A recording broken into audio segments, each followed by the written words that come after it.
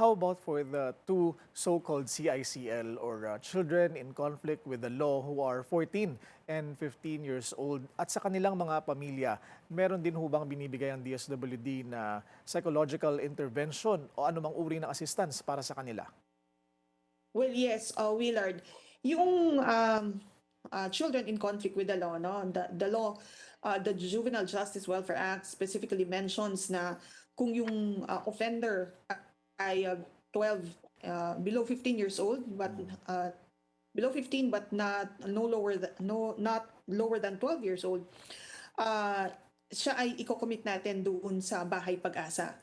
And doon po sa Bahay Pag-asa, there are interventions being provided na kung saan nga po hindi lamang yung educational assistance but also yung pong behavioral change, skills enhancement or skills development, bahagi po yan ng intervention plan na ginagawa. Kasi sinasabi nga na dapat itong mga batang ito, no, yung 12 to 15, they're exempt from criminal liability, pero hindi po nangangahulugan na wala tayong ibibigay na assistance. Kinakailangang sumailalim sila sa intervention program so that magkaroon ng pagbabago sa kanila and eventually, no, they'd be able to contribute in nation building.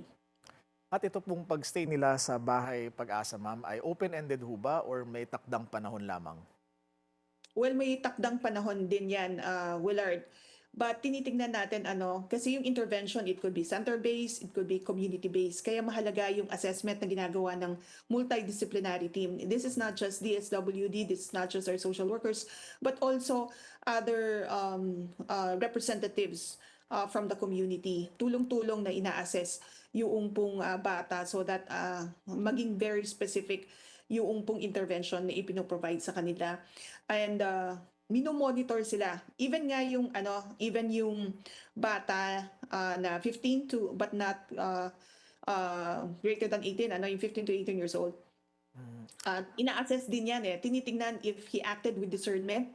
Kasi yung criminal liability, halimbawa nakita na alam niya, aware siya dun sa actions niya, alam niya yung consequences ng actions niya.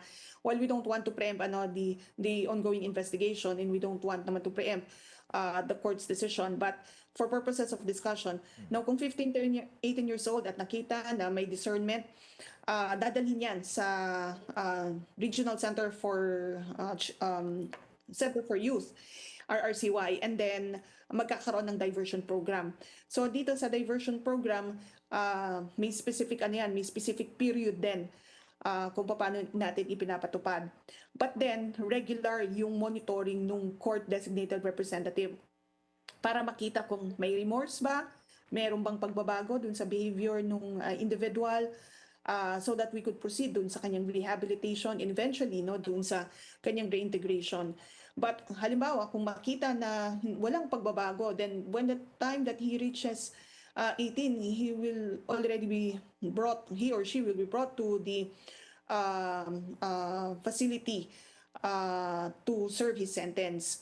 Right now kasi kung syempre bata ito, kinakailangan dalhin siya in a facility that could provide the appropriate intervention rather than bring that individual to a facility where there are hardened criminals and pwedeng ma-influence pa yung kanyang actions and ma-affirm whatever acts he may have committed.